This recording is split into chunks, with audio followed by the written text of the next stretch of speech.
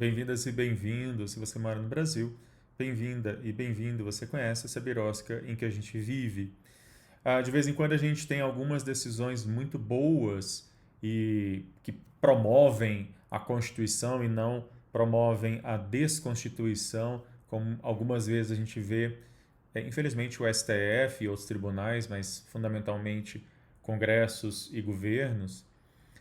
E o caso aqui é um caso bom, é um caso que vem justamente colocar para frente o projeto civilizatório da Constituição de 88, uma decisão do Supremo Tribunal Federal, mais especificamente uma decisão da ministra Carmen Lúcia, no habeas corpus, em que ela considerou inconstitucionais as provas obtidas contra uma mulher que, num processo de revista íntima, ela ia visitar alguém no presídio e aí passou por um processo de revista íntima, teve encontradas drogas em seu corpo.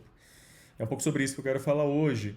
Birosca, nesse quadro que eu falo todas as semanas, falando de questões de direito, e esse conteúdo fica disponível no youtube.com/barra Alexandre Bahia e também o podcast do Birosca News disponível em várias plataformas. Se você gostar desse conteúdo, curta, compartilhe.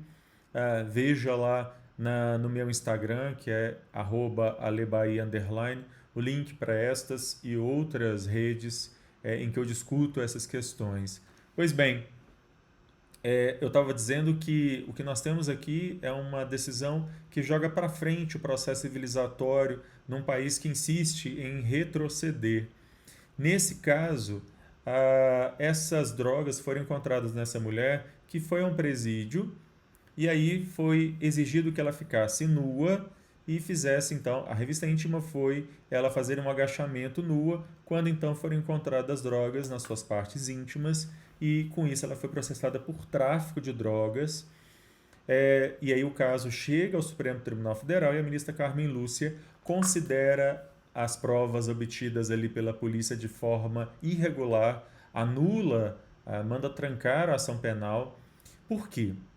Em primeiro lugar, porque no estado de São Paulo existe uma lei, é a Lei 15.552 de 2014, que ela proíbe que sejam feitas revistas íntimas tais quais foram feitas pelos agentes penitenciários. Ou seja, o estado de São Paulo aprovou especificamente uma lei sobre isso, mas infelizmente os agentes cumpridores da lei parecem desconhecê-la.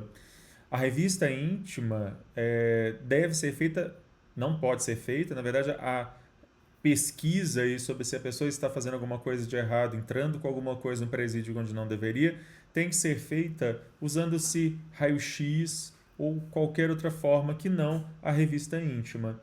Além disso, a ministra Carmen Lúcia vai apontar uma série de preceitos constitucionais que são violados com esse tipo de prática. Ela vai dizer da questão de que ninguém é obrigado a fazer prova contra si mesmo, a presunção de inocência, o direito à intimidade e à vida privada.